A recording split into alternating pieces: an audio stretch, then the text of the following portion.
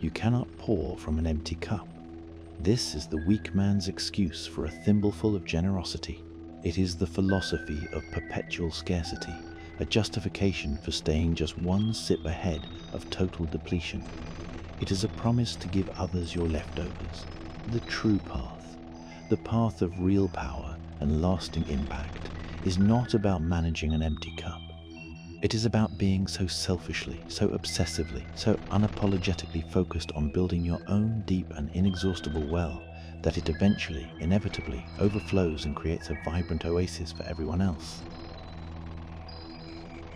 You have been taught that selfishness is a sin, that selflessness is the highest virtue.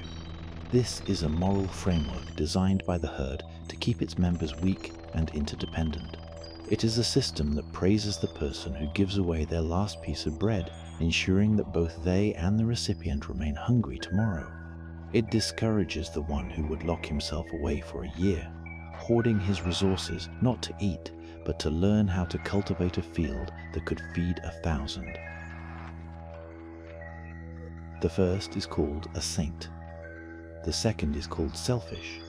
But the saint's generosity is a fleeting moment of relief, while the selfish man's concentrated power changes the entire landscape. This is the moral necessity of strategic selfishness. It is not the petty, parasitic selfishness of the taker.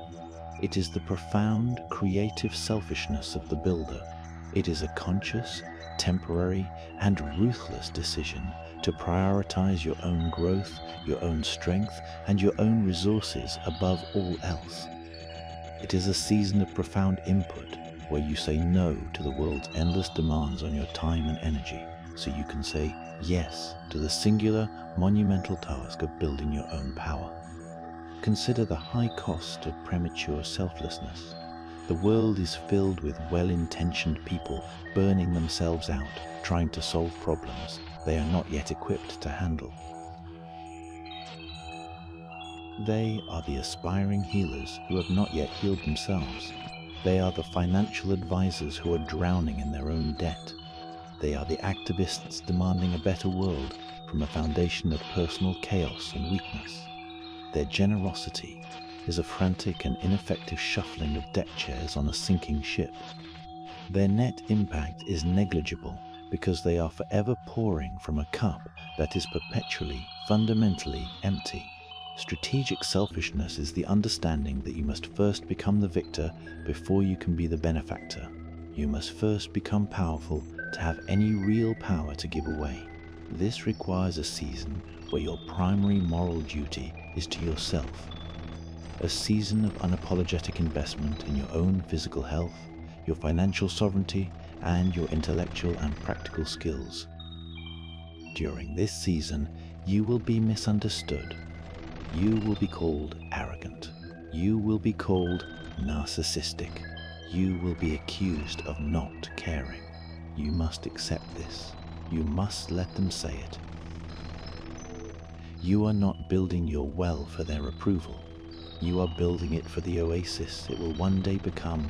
Their short-sighted judgment is a trivial price to pay for the long-term power to make a real and lasting impact. So you must accept the premise. You must give yourself permission to be selfish, to be a miser of your own time and energy in service of a greater goal. But this is not a license for chaos or self-indulgence. This is a disciplined campaign. The first domain you must conquer, the first wall of your well you must build, is the fortification of your own body. The first domain you must conquer, the first wall of your well you must build, is the fortification of your own body. All of your grand ambitions, your intellectual pursuits, your strategies for power, they are all utterly dependent on the integrity of the biological machine you inhabit. Your will, no matter how strong, is a ghost trying to command a puppet. If the strings are frayed and the wood is rotten, your commands are meaningless. To neglect your body in the pursuit of mental or material gain is the ultimate strategic blunder. It is to build a skyscraper on a foundation of sand. Modern culture treats the body in one of two foolish ways. It is either a vessel for hedonism or an ornament for vanity. The hedonist treats their body as an entertainment device, a mouth to be stuffed with cheap dopamine-spiking foods, a stomach to be filled with alcohol, a nervous system to be sedated with endless comfort. They trade their long-term energy for short-term pleasure. This is not a life, it is a slow, comfortable suicide. The vain one treats their body as a sculpture to be admired by others. Their fitness is a performance for social media, their diet a neurotic pursuit of an aesthetic defined by the crowd. They are not building strength, they are chasing approval. Their body does not belong to them, it belongs to the imagined judgment of others. You must reject both of these paths. They are distractions. During your season of strategic selfishness, your body is neither a playground nor an ornament. It is your primary weapon system. Its purpose is not to feel good or to look good. Its purpose is to be effective, resilient, and capable of generating the immense energy required for your great work. You must become ruthlessly selfish with your physical health. This means you treat your training not as a hobby, but as a non-negotiable logistical requirement of your campaign. You do not train when you feel like it. Motivation is a fickle and unreliable partner. You train like a professional soldier maintains their rifle, because not doing so would be an act of gross incompetence that could get you killed on the battlefield of your own ambition. The negotiator in your mind that pleads for 1 more hour of sleep, that whines about being sore, you do not bargain with it. You crush it with the sheer monotonous force of your discipline. You must de-romanticize food. For this season, food is not a source of comfort, a social ritual, or a form of entertainment. It is fuel, nothing more. Before you eat, the question is not, what do I want? The question is, what does this machine require to operate at peak capacity for the next 6 hours? You consume what is necessary, not what is desired. You become a cold and logical nutritionist for your own high-performance engine, and you must treat sleep as the sacred and strategic weapon it is. The cult of the hustle praises sleepless nights as a badge of honor. This is the logic of fools. Sleep is not weakness. It is not downtime. It is the critical phase where your weapon system repairs damaged tissue, consolidates learning, and recharges the energy cells for the next day's battle. To sacrifice sleep is to willingly enter the fight with a damaged weapon and a clouded mind. It is the ego's desire to feel productive, sabotaging the body's ability to be productive. When you begin to treat your body with this level of selfish, strategic discipline, a powerful feedback loop is created. The physical strength and energy you cultivate will directly translate into mental clarity and resilience. The daily act of keeping the promises you make to yourself in the gym, at the table, and in your bed builds a foundation of unshakable self-trust. You are teaching your own mind through action that your will is law. You learn, on a cellular level, to distinguish between the body's true needs and the mind's pathetic, comfort-seeking cravings. This is the first layer of your power, the first wall of the well. You have declared and achieved sovereignty over your own physical form. You have turned your body from a potential liability into a relentless, disciplined engine of energy. But a powerful engine is useless, even dangerous, without a skilled and focused driver at the wheel. The next wall you must construct is the fortification of your own mind. But a powerful engine is useless, even dangerous, without a skilled and focused driver at the wheel.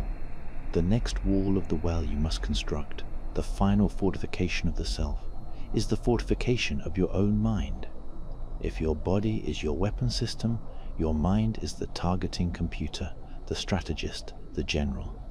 A weak mind commanding a strong body is a recipe for glorious, spectacular failure. A disciplined mind commanding a disciplined body is the formula for victory. You must now become as ruthlessly selfish with the information you consume as you have with the food you eat. Look at the modern mind. It is a frantic, bloated, and weakened thing. It is a sponge, not a filter. It passively soaks in a toxic sludge of information designed to make it anxious, outraged, and distracted. It gorges on the junk food of social media feeds, celebrity gossip, and algorithm-driven news cycles that profit from its agitation. People call this staying informed. This is a lie. This is not being informed, it is being perpetually overstimulated and manipulated. A mind fed on this diet becomes reactive, unfocused, and incapable of deep, original thought. Its opinions are just a collage of the last 24 hours of headlines it consumed. You must reject this path completely. You must put your own mind on a strict and severe information diet. This is an act of strategic ignorance. You must have the courage to be uninformed about 99% of the things the world screams are important. You must ruthlessly cull the sources of information you allow to enter your consciousness. Unfollow the accounts. Delete the apps. Cancel the subscriptions. Your goal is to create a state of profound mental silence, to starve the part of your brain that is addicted to the cheap, empty calories of constant novelty. In this newfound silence, you cease to be a passive consumer and you become an active hunter. You do not browse. You seek. You do not scroll. You study. You identify the handful of subjects that are absolutely critical to your mission, to the great work you are pursuing in your season of imbalance. And you go deep. You read the foundational, difficult texts. You study the masters, not their interpreters. You choose to be profoundly ignorant about 1,000 trivial topics so that you may achieve a formidable mastery in the 2 or 3 that truly matter. This selfish act of intellectual focus is what separates the amateur from the master. The amateur knows a little about everything.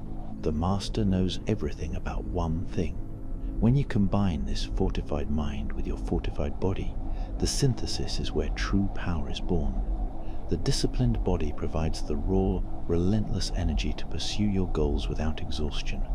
The disciplined mind provides the clear, strategic direction to ensure that not a single joule of that energy is wasted. You have the engine of a titan and the targeting system of a master assassin. You are no longer just working hard. You are working hard on the right things at the right time in the right way.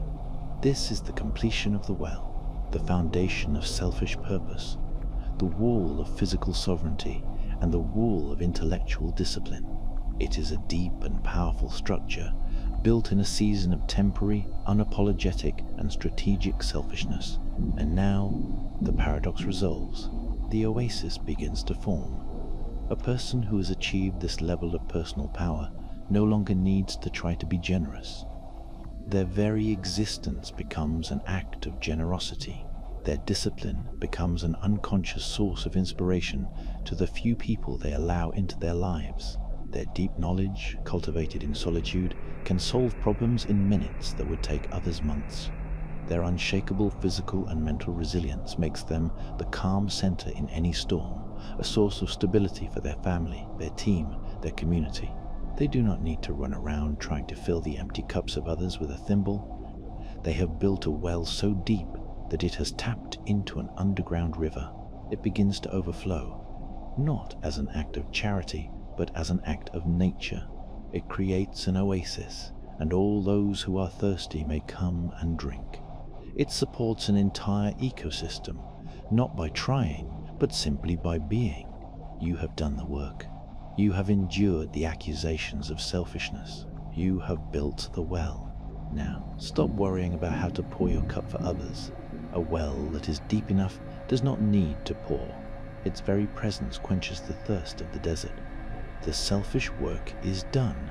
The selfless impact now begins.